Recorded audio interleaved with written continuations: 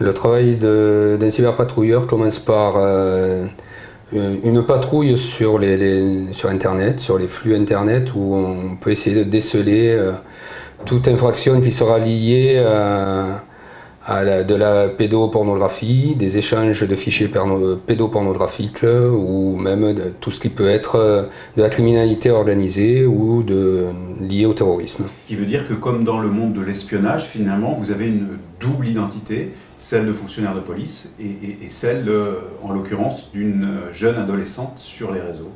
Effectivement, on a une double identité, peut-être même une triple.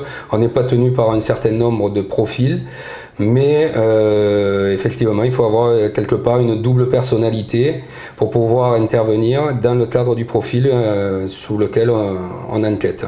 Est-ce qu'en se faisant passer pour une adolescente, on ne court pas le risque finalement qui est celui de la provocation, puisque vous allez échanger, dialoguer avec des gens tout au long d'une journée, voire sur un laps de temps plus long?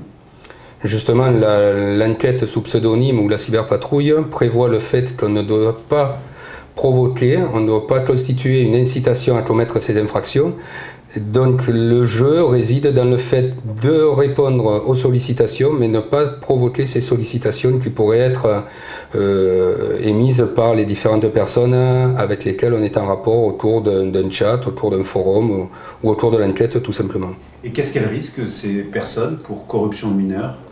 Ces personnes risquent de la prison puisque ça reste un délit qui est aggravé par le fait que c'est commis sur un réseau de communication par voie électronique, donc communément appelé Internet.